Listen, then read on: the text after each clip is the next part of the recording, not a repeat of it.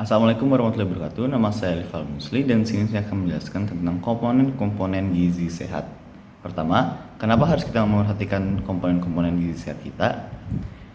Itu ya bukannya makan tinggal makan, bukan ya.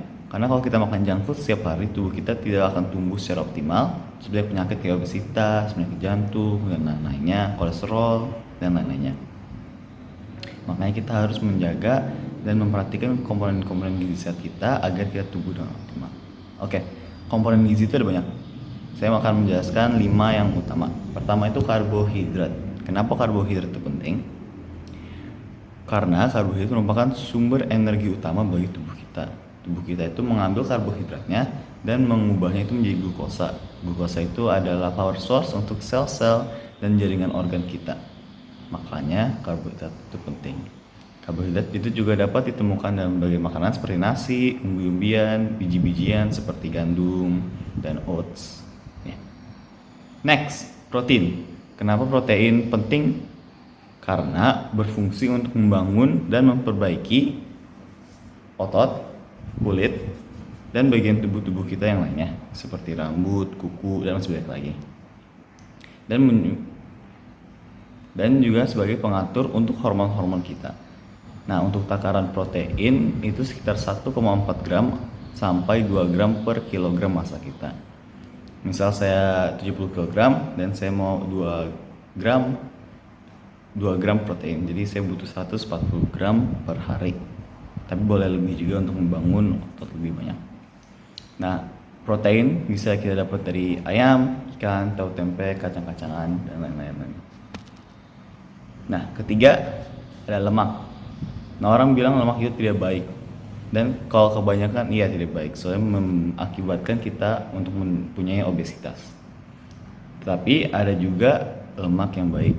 Lemak itu ada dua, lemak jenuh dan lemak tak jenuh. Lemak jenuh itu meningkatkan kolesterol jahat kita.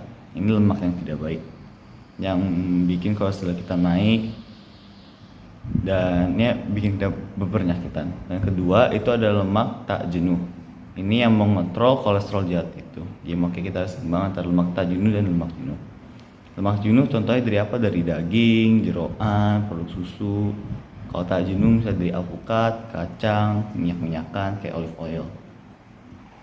Selanjutnya, keempat ada vitamin. Vitamin itu ada banyak macamnya.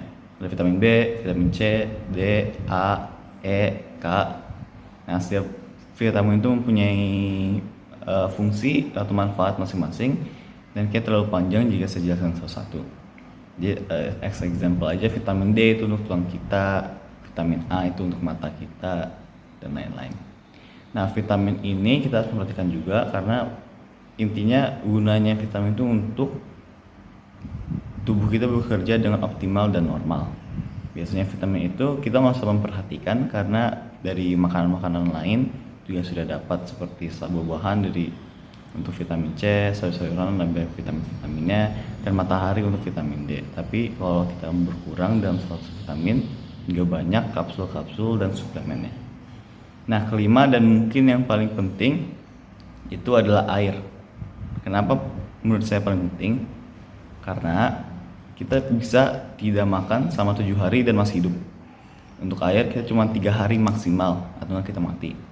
Nah, air kita, tubuh kita juga terbuat dari 60% air, dan air juga itu membantu menyerap, mencerna, mengeluarkan, mendistribusikan nutrisi dan menjaga suhu tubuh kita. Makanya itu sangat penting untuk tubuh kita. Oke, sekian dari penjelasan singkat dari saya. Wassalamualaikum warahmatullahi wabarakatuh.